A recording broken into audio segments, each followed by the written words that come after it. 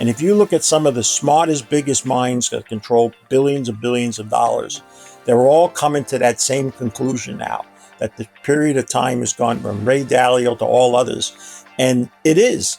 And I still find while that's happening, that investment public that you were talking about and the people supposedly that are professionals are like drunken sailors without any concern that and think the party's going to go on forever. And that's the other reason why now I become, so gravely concerned.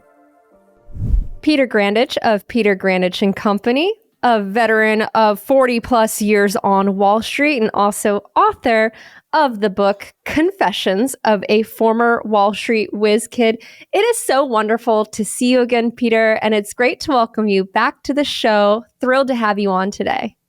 Same here. It was most enjoyable last time, and I looked forward to today. It really was enjoyable, and we spoke right ahead of the holiday season, and I loved that episode because not only did you have some great remarks on the economy and the markets, but more importantly, a lot of lessons around life, especially as we were headed into the holiday season.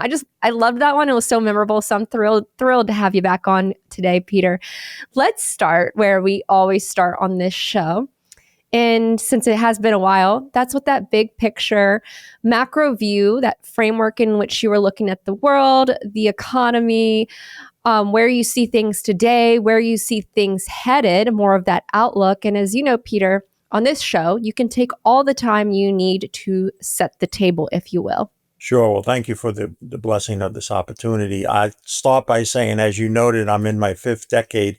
And one thing I can tell your viewers is that if you're going to look into a crystal ball, the only thing you're going to become an expert on over time is how to eat a lot of broken glass. So I don't know the future. I can make a good educated guess, and that's what I'm going to do now. I am quite concerned. This week, I made a comment of something that I've only done 3 other times in my 42-year career, and that is, I believe the stock market now is very vulnerable to a crash or a very hard fall. Up until now, I began the year thinking it would finish either side of unchanged, but for a whole host of reasons, and I'll run through them, the concern now is that we're in this final leg, I believe, of a melt-up kind of atmosphere where doesn't matter what era, whoever is at that point in time thinks this time it's different. And it always ends up never different. The circumstances may be somewhat different, but the actual results are. So the first biggest concern I have now is that the stock market has gone into a phase that I couldn't first begin to buy. And one of the things that complaints over the years of money management and what have you, people used to say, you guys and gals always tell us when to buy, but you never tell us when to sell or sell at the right time. And my answer always is, well, can you first buy now? And if you really can't first buy now, then you have to ask yourself, well, who is going to and pay more and more for what you still are going to own? I couldn't begin a general U.S. stock equity portfolio now, Julia. There's too many circumstances, economically, socially, and politically. Economically is probably the most important one. I think it's important for people to understand this. It's not often spoken on Main Street, Wall Street. But our Secretary Treasurer in his early part of his career brought this to bear, and I think it's very worthwhile for people to think about it. He noted that here in the United States, the 10% wealthiest people own 86% of all the assets. The next 40% own the remaining 14%, and then the bottom 50%, unfortunately, really don't own assets. We have a K economy now. The upper echelon, and I mean the upper echelon, are doing extremely well. They're benefiting greatly, and of course, from stocks, that helps as well. But when you get to that middle group, and especially the lower end, where now the bottom 50% of income earners, 25% are using credit cards just to pay for food, gas, rent, whatever it may be, we're seeing the decline in the area which is important.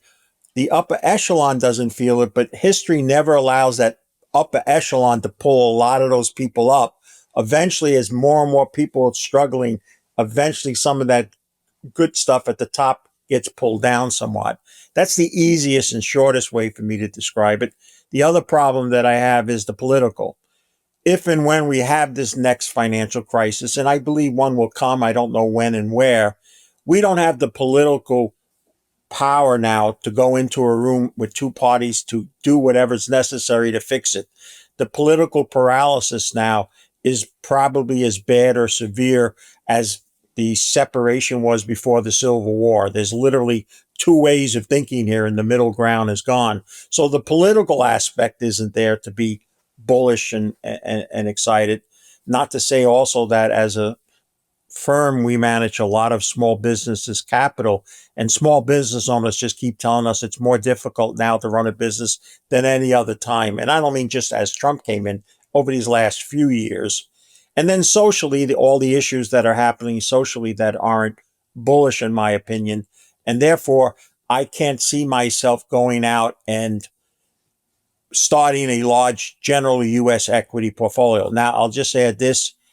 I'm on the opposite end when it comes to an area where a lot of people are not focused, metals and mining and things of that nature. But I'm also willing to own equities outside the US. I'm still highly favorable to the Chinese stock market, some others, Singapore. But I think overall here in the US, we're in the most latter stage of a bull run, which now has the capability of giving a lot of it back in a relatively short period of time, but still possibly from higher levels than even we're at now. Wow, what a great frame up to the conversation. So many threads I would love to pull on, areas I'd love to go a little bit deeper with you. As you point out, you were quite concerned in only 3 other times in your career. 1987. What was the other one? Was it the GFC? 1999 and 1999. 2007. Okay. In 2007. Okay, so this will be the 4th time. Let me ask you this. On the melt up thesis, I've had other folks on the show who've said something similar lately. What do you think is driving the markets? Is it the surge of retail investors? Like, what is going on? Because as we are recording today on Wednesday, August 13th, the Dow is up, S&P is hitting another record. What do you think is driving the move we've seen in markets? So let me point this out. And again, I can't tell you how grateful I am that I can expand on something. Normally you have to give short, kind of tease answers. So I think this is really important. There's 3 factors. First of all, you might as well, if you do watch one of those networks where the anchor people are down at the stock exchange, that might as well be a museum. Much of the trading is not taking place there. And I bring that up for 2 reasons. One, when I entered the brokerage business in 1984, almost 90% of the trading was retail investors. And retail investors did what the stock market was originally created for, a place to buy and sell part ownerships of business. Only about 10% was institutional, and there was no computer trading at all. Now, over half the money that's in the stock market is in passive investments. These are funds, exchange traded funds, mutual funds, etc., that are not being actively managed or being asked to actively manage. They're basically being managed to track an index or an indice. And therefore, the money manager, he or she, when they get money, their obligation is just to keep that exchange traded fund relative to whatever it's tracking. And the biggest popular one is the S&P 500. But with that became almost a self-fulfilling prophecy to drive the market higher, because as new money comes in, they can't sit there and go like I'm doing now, wait a minute, the market's too expensive, I don't want to buy any stocks. They have to buy stocks. And that's one of the reasons why there was such a narrowness of the movement at the upper echelon stocks, particularly technology and all. The other half of that money about that's left in the market, 2/3 of that is being driven by computer-driven programs, algorithm programs, which could be simply just because some certain words and news come out and computers act, or very complicated, sophisticated programs. The smallest percentage now is what used to be the largest percentage, just people buying stocks to be part ownerships of businesses and all. So what we watch and what we influence, and I tell people like me with gray hair or no hair left, what the market was 30 or 40 years ago and the rules you used back then, throw them out because it's a different species. The other important part of that is most people don't know this yet, but they're going to learn maybe when we get that hard decline. We have what's called black pools now. This is where large institutions are trading off the major exchanges and just among themselves. So when I meet people say they sit home and I'm trading, and I'm saying, yeah, you're trading with only half the deck. Half the deck you're not even getting to see. But the influence of that and the large scale of that amount of trading, while everything's going well, works well, but the opposite's going to happen if for whatever reasons people decide one day maybe this isn't the best time to own stocks.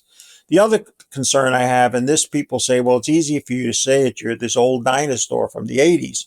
But I'm very concerned now of the educational understanding of the professional community as well as the investors themselves who haven't really experienced anything but a one-way street. Now, I don't blame them, other than a sharp downturn, and when COVID hit. The vast majority of financial advisors now are in the business less than 15 years, certainly not back to the 87 or even the 1999 decline. So they've learned to drive and think the road always goes one way. You put the gas pedal to the metal. And if there happens to be an accident, this Fed comes along with this tow truck, they do the Fed put, and then the road's open and you go forward again. And that's the mentality also now among a lot of investors. So I just think there's a lot of things that aren't, and listen, I don't expect to turn on the financial networks and hear that, because the financial networks are supported by the very people that are doing those things. I don't think they're going to come and share things that may give people concern and so forth and so on. Doesn't mean they're being dishonest. It's just, don't ask, don't tell kind of an attitude. But I do think that is one of the biggest concerns that I have right now, is that we have this, I don't want to say it's artificial, but it's a stimulus that's moving the market that can change.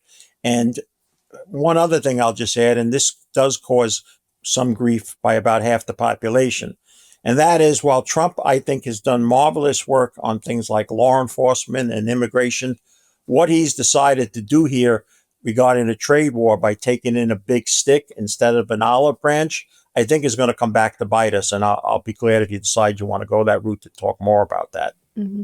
Yeah, I will eventually. And again, one of the things I love about this show is you can have these conversations. We don't censor our guests. We don't like to interrupt our guests. We like to just ask a question and listen and give you as much time as you need to answer. And I come from the world of financial media, and I just found it was like the segments were so tight, and there's a lot of sound bites that you couldn't have a conversation and learn these things, because a lot of us were trying to learn and we weren't taught these things in school. And that's why I love talking to folks like yourself, Peter. All right. I want to bring this up with you because I wrote this down. You mentioned it.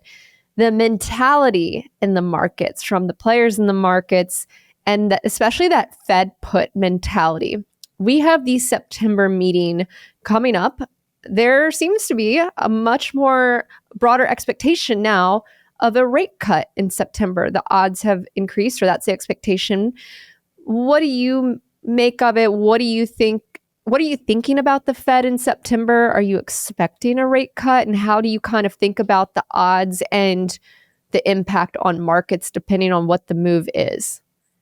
It's almost a certainty at this point in time. First of all, the economic numbers that are coming out will give justification to the Fed, but the undue pressure that has come from this administration, particularly on the head of the Fed, and also a few weeks ago, I wrote about this and said that there's at least one person that's a governor there that's going to be competing for that job. So expect that person to be the person you start hearing about talking against the Fed governor. And that person has come out and identified themselves. And of course, now that's considered one of the persons that may be coming of and all. But a Fed cut is coming. We have been weaned, like you said, especially from the financial media, that a lot of them that are tied to the hips of Wall Street, that when interest rates are cut, stocks always go up. And that has helped because of all the deficit spending or the creation of money that's come out there. I'll say this, if you may. I'm going to go sidetrack, and I don't want to get off to answer your question, but I say this honestly, as everything else that I've said to you. When I entered the business, I didn't know what a trillion was. I wouldn't tell you, I wouldn't know how to compute it. I wouldn't know how to explain what something adds up to a trillion. And now we have $37 trillion in debt. And I don't think America still understands the ramifications, the simplicity of why that's important. So forget about ever paying that back. But we have to continue supporting the interest payments on it, no matter how the government figures out how they're going to refinance. Like now, we've used some trickery in recent weeks, and we floated real short term paper. But we now saw again last month we spent 300 something billion more than we take in. That can't continue, because what happens is eventually, even at a low interest rate of 5%, if we're going to be at $50 trillion, which the Congressional Budget Office now says could be as early as 2033 now, because of the way the deficits are, just put a 5% interest on that. That's $2.5 trillion. We only are averaging about 6 trillion maybe in revenue. 2 years ago was our best year. And even somehow we increased that. And then if you want to consider how do you make that payment when half of all our money would just pay the interest, our single biggest asset on our books are student loans. They're over 25% of all the assets that America, it's the largest single asset that we have in our books. Well, we just seen a record 13% of student loans gone into almost foreclosure, like that people owe so much they're never going to pay it. So I don't know if we continue how much longer, to the point of people outside the United States who are not exactly friendly with us at this point, and who many of them are now in this trade war mentality battle with us. Are they going to be just keep willing to be buying our debt and buying it with a very low interest rate? So the surprise that I believe is coming, and this is why I went this long to tell you, is over the next year or two, we could see interest rates go lower on the short end, but the long end interest rates may stay at the same or actually go higher, because it's going to become harder and harder to finance our debt because of how we're still treating deficit. Governments, there are other governments that have their own problems. Japan is one of them. If you think we have a problem right now, they have even a bigger problem in their bond market and with demographics and all that kind of stuff. So what I'm just saying is the lower interest rate argument, which is propelling the stock market now in recent days, and you're going to turn on those so-called financial networks, and that's all the talking heads are going to talk about and tell you it's all good for the stock market and all. But we don't have that much more time till we're going to get to the point where we're going to start to have real serious stuff. And how I know it is this. I never considered myself the smartest or anywhere near the smartest person on Wall Street. You know my background. I'm not even a college educated person at all. But I learned a long time ago to try to identify the few people that have been blessed with real great intelligence, high integrity. And if you look at some of the smartest, biggest minds that control billions of billions of dollars, they're all coming to that same conclusion now, that the period of time has gone from Ray Dalio to all others. And it is. And I still find while that's happening, that investment public that you were talking about and the people supposedly that are professionals are like drunken sailors without any concern that, and think the party's going to go on forever. And that's the other reason why now I become, so gravely concerned.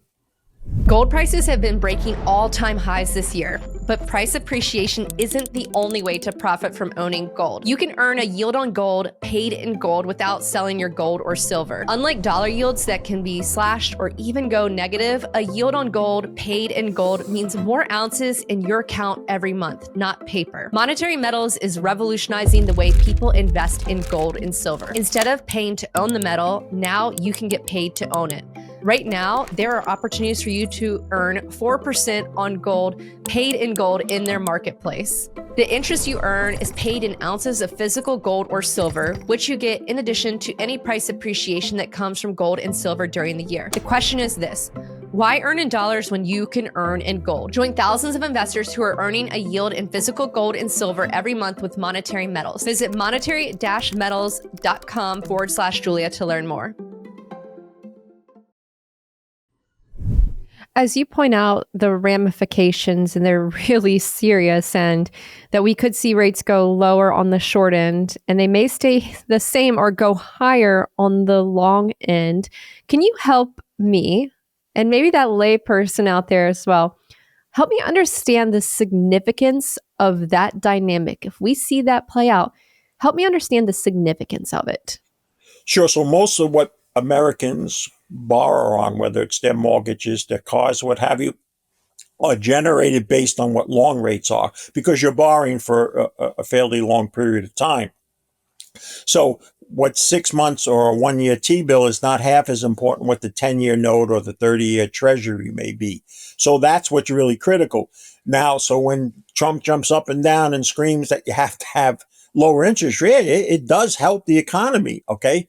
But it only helps the economy if people can still even afford to take on more debt.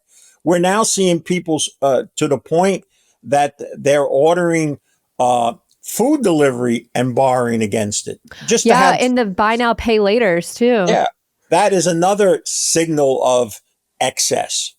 And one thing about excess, it always tends to go longer than we ever think, but we know it comes to an end. It's just like, I don't know if you did fireworks when you were a younger kid, but the bottle rocket, occasionally one will go a lot longer and we get real excited, but it popped and it came back to earth. And, that's the attitude I have. But so on the interest rate deal it's the Federal Reserve can influence greatly shorter rates, but longer rates are going to be basically on your government's ability to borrow and how much money it's going to need.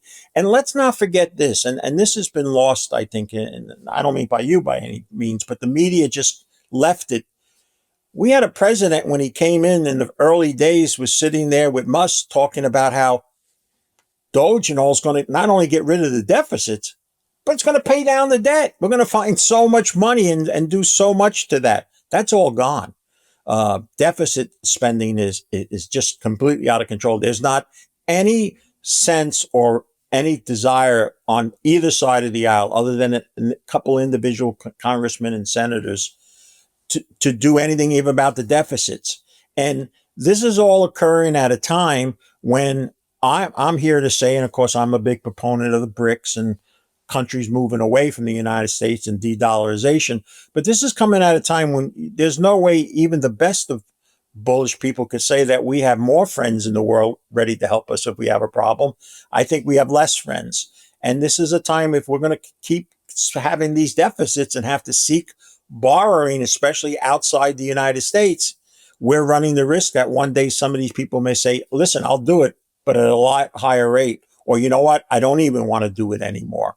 And that's a legitimate possibility now that didn't exist 10 or 20 or 30 years ago or in those previous financial crises. Mm-hmm.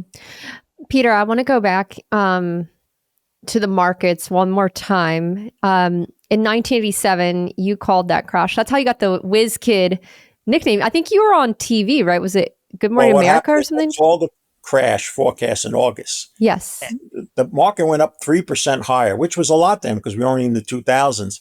And the firm wanted me to retract it or resign, and I refused. So the crash came, and it just happened the next day was our next sales management meeting. And I said, oh, well, stock market's going to go back to a new high within 2 years.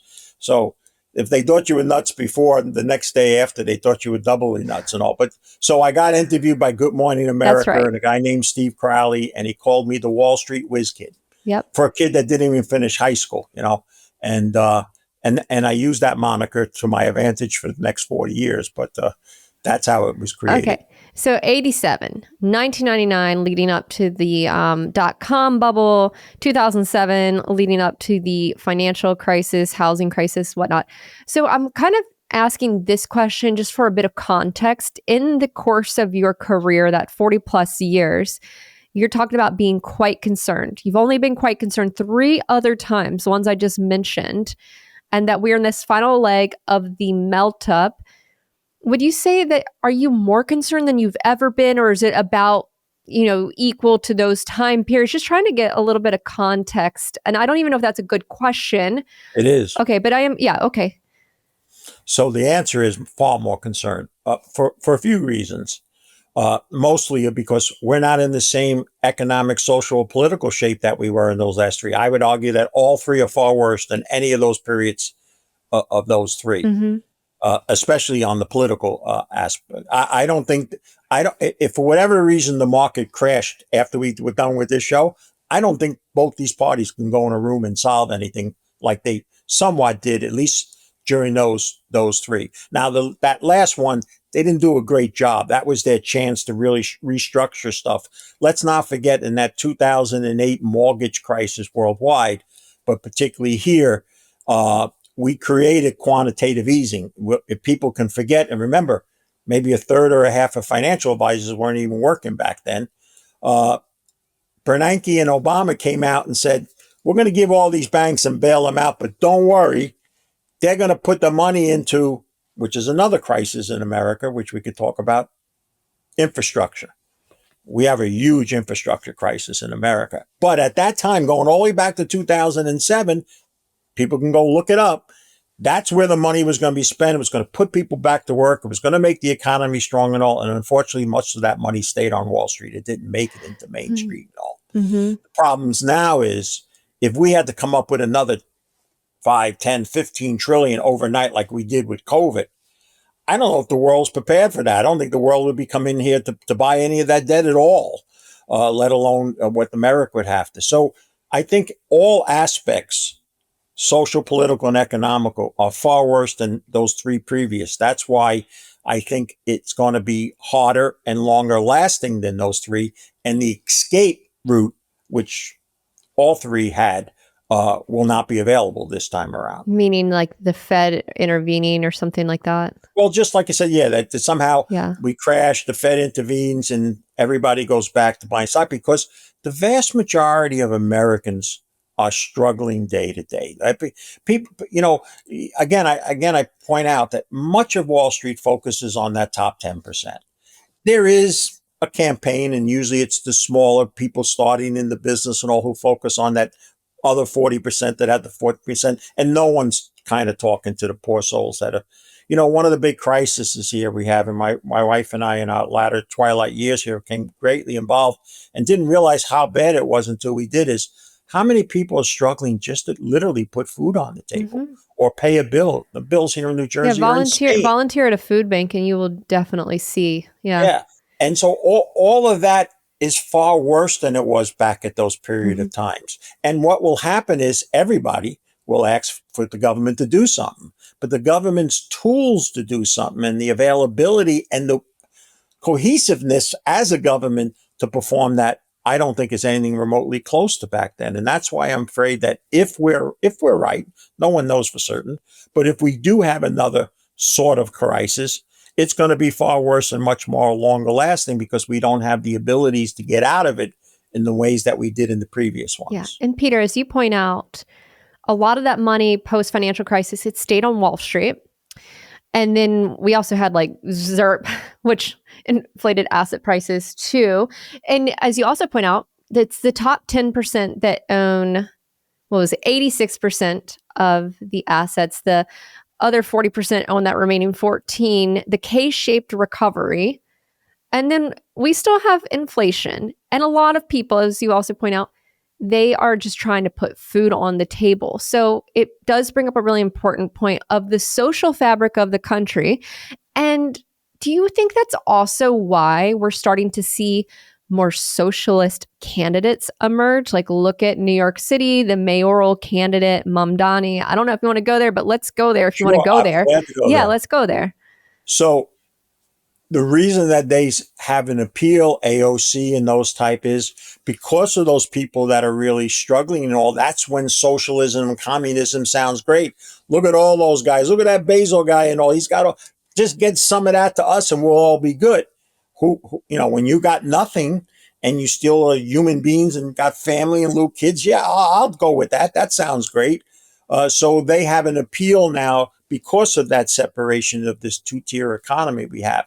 But I'll tell you something that I'm very upset about that happened this past week. No one's going to talk about it. I don't expect to turn on one of those networks and all. So they made an announcement that they're going to change one of the tools in the consumer price index. They're going to take out long-term care. They're not going to track the pricing of long-term care anymore. And they literally say in their reason, the government is because the prices are going too high and it's making the index look worse than it really is. Well, that's a real hard fact of life. All us boomers now, the expectation for boomers and just before boomers is the need for long-term care is so acute, and 98% of us are not financed to do that. The cost is only going to go so much higher, and it's whether they have it in the index or not, we have to pay it. So now we had a president that went out and said, For 5 months, when we all kind of knew, at least I was and some others, the employment number's way out of whack. How could ADP have this number and we keep having all this employment number? Now, of course, it came out. Well, for 5 months, he didn't want to fire the person in charge. Now, the person who they're bringing in or nominated or going to nominate publicly has stated that maybe we can stop just putting out the employment number for a while. Why? Which is the most important number that everyone looks at, that Why? NFP. Why? And my opinion, just so you know, is they've always had this weird birth death model, work model that they come up with and all, and then they readjust it and everything and all, and they'll make it. Listen, it's the old joke about the accountant. One accountant, got the job because he answered when they asked him what 1 and 1 is equals, he says, what do you want it to equal?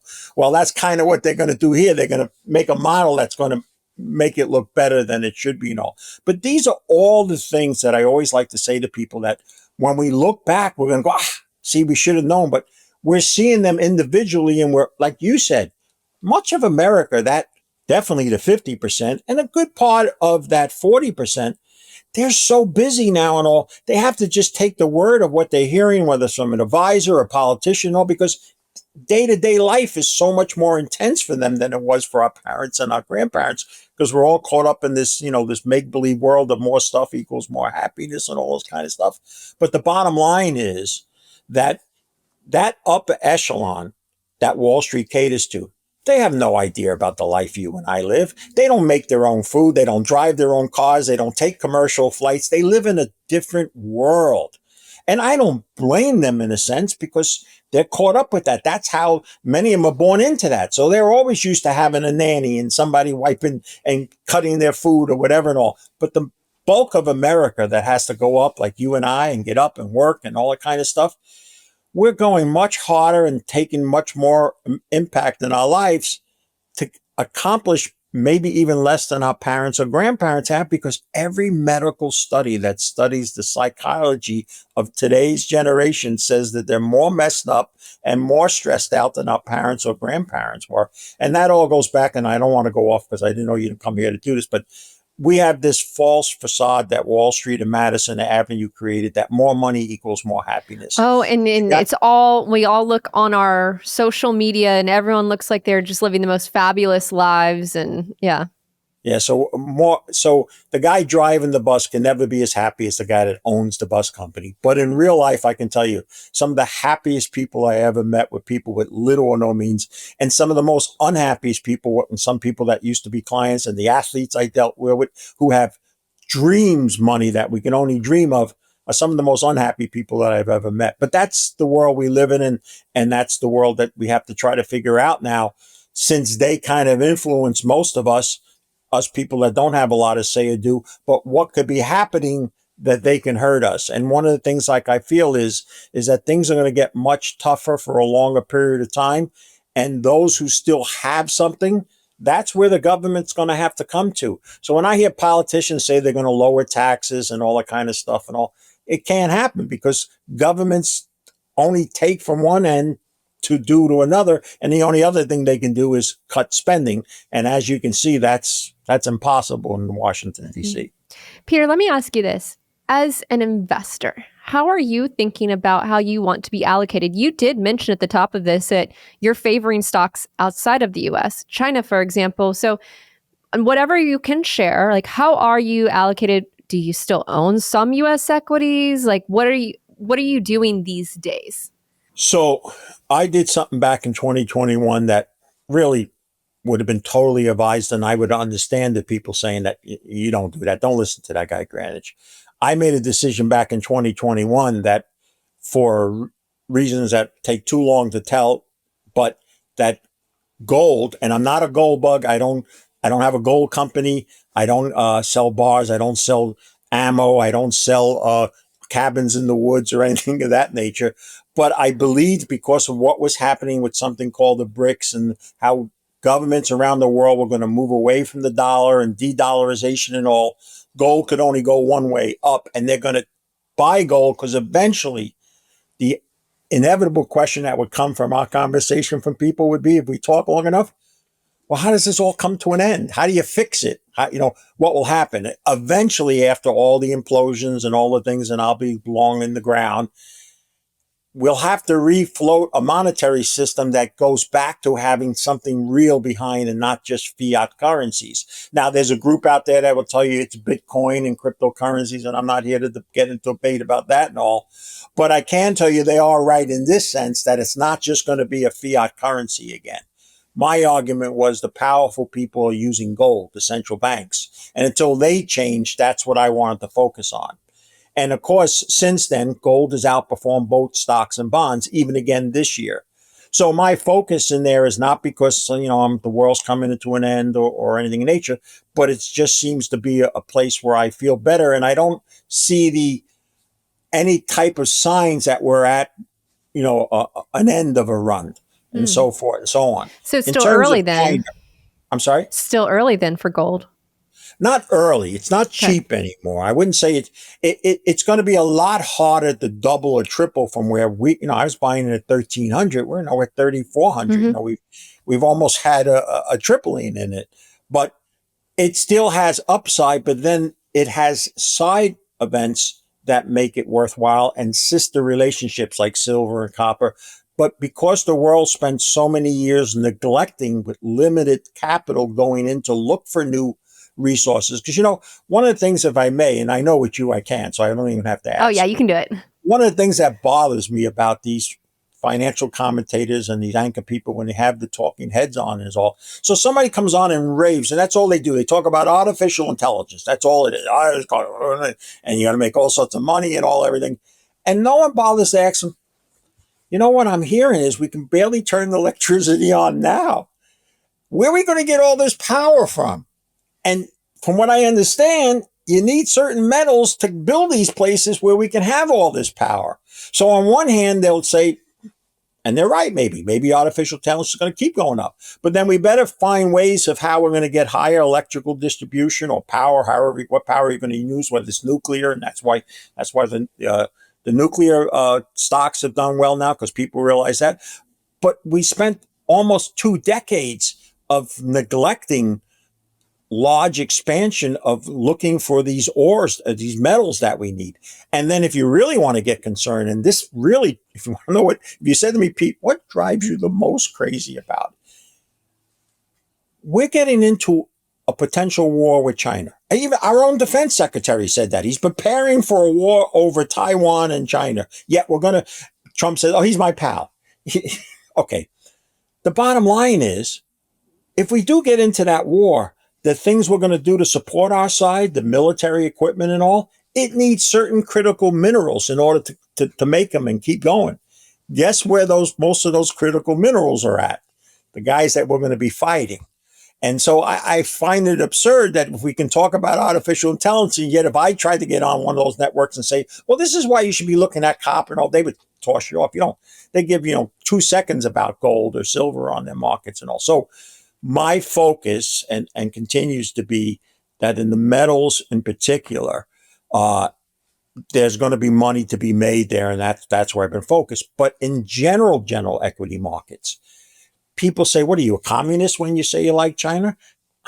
Listen, empires change. Every couple hundred years, China and India are more likely to be doing better 5 or 10 or 15 years from now, in my opinion, than the United States will. So therefore, I better have some exposure there, whether or not I like them or I think whatever they do is right, if I'm going to be invested. So that's how my thinking is in terms of that. Makes sense. Peter, I have to say, I really enjoy our conversations. I want to get you on more often. I should get you on more often. We shouldn't let almost a year pass by. Before we wrap here, this is a 2-part question for you. What is that risk for you today, that worry that is maybe keeping you up at night? Doesn't have to actually be keeping you up at night, but the one that you keep thinking about? And what is something that is making you optimistic? Well, they're both the same. It's interesting that you asked that question. I'm glad you give me the opportunity to answer it. So my Catholic Christian faith has become a dominant part, not only in my personal life, but in my business life. And so it has that upside and downside.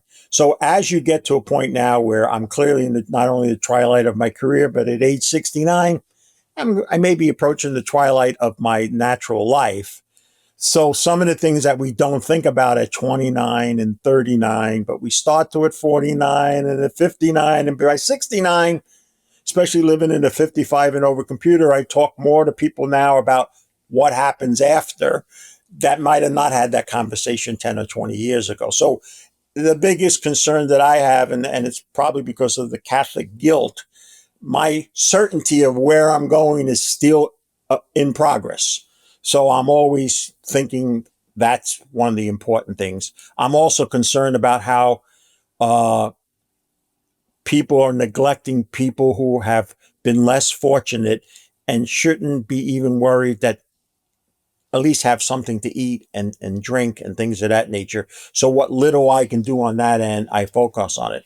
The optimistic part of that, even after all the things we talked about and didn't get to, and all these concerns about markets and all, I rest in peace in my faith and what my faith hopefully teaches us. And that as much as this is something, it's a speck in the sand or just a brief second compared to what still may be in front of me. And that's what gets me through most days. Now, I will tell you that just like every failed human nature sinner that walks on the earth, which we all are to whatever levels we're at, uh, sometimes I lose sight of that. But thankfully, more than not now, especially as I've more matured, I've recognized the gifts and the blessings we had. And this is not brown nosing. And whether you had me on again or not, it won't affect your life or mine. But this is a real pleasure to be able to speak like this. This is the gift that you provided that others don't. And so I will just tell you whether or not I'm ever back again. Oh, Don't you'll be change. back. Don't worry. Don't change. It's a uniqueness. And this is where people got to realize why I believe cable networks and all, they're done. The average American, yeah, they want this type of stuff. They don't want that quick talking, like you said. I remember going on the shows and having my people that I work for say, remember, try to say this so they're interested in the product or service, not give them what you feel and so forth. So I would just say the latter part is what keeps me happy is that there's still people like you out there. Thank God that I get to speak like I did today. God I bless love you. it. Okay, I may have lied because there was one more question I had for you because I took notes. Is that okay if I sneak one more in? Well, Because that was there's such no, a that's beautiful not way a to lie. end. You could ask 5 Okay, questions if that you was such a want. beautiful way to end, but I did write this one down. I'm like, we have to go back to it because you briefly mentioned it. So sorry, folks, for jumping around here, but I can't let Peter go without mentioning it. You mentioned that the trade war is going to come back and bite us.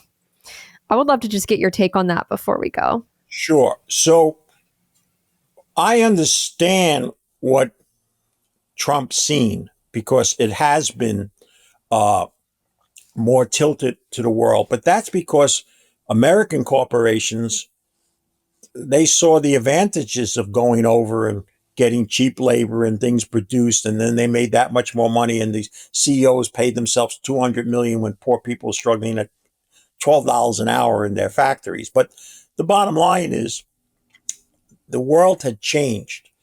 It was one thing when I entered the brokerage business, the United States was the largest creditor nation in the world. Now we're among the biggest debtors. And the currency that has provided us some of the leeway to, in a sense, create some of this debt more than others might have, our dollar as a reserve currency, is slowly moving away. And so governments were already, before Trump arrived here, around the world recognizing this and believing it's best that they move away from the dollar. And that's what's called the BRICS. They're the biggest single group that has done that. They're not alone. There's other associations and countries forming and all. So instead of when recognizing this and going, hey guys, I got to get together with you.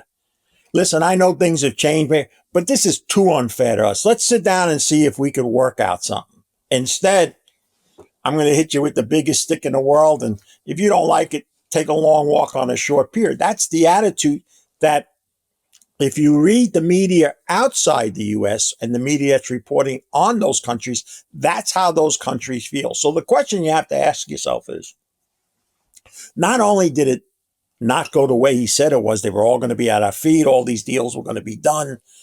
We almost have no real deals done yet. There's really no real hard deals done yet. But even if there a few get off and all, at the end of the day, I got to believe when those people get together, I like to say that the happiest guy in the world, or gal, she may be a gal as well, is who's ever in charge of new membership at the BRIC nations. And I was right. 34 new countries just announced that they want to join. So I think whatever short-term gain, and everybody believes that somehow this money's coming from these countries. No, the tariffs are paid here on this side. So whether it's the business on this side, which is owned by Americans, or Americans themselves eventually in the price, we pay for this. The bottom line is going to be these countries are going to be less willing to work with us and do the things and fund our debts and all. And he'll be gone. He won't be the president, I don't think, unless they change the law.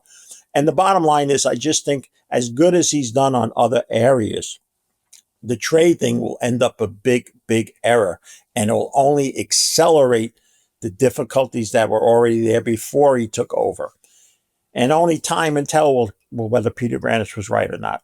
Peter Grandich, thank you so much for being so generous with your time, all of your knowledge, your wisdom, helping us all learn and get better. I really appreciate you. And thanks again. Look forward to our next conversation. Until then, be well, Peter. Thank you, and God bless you.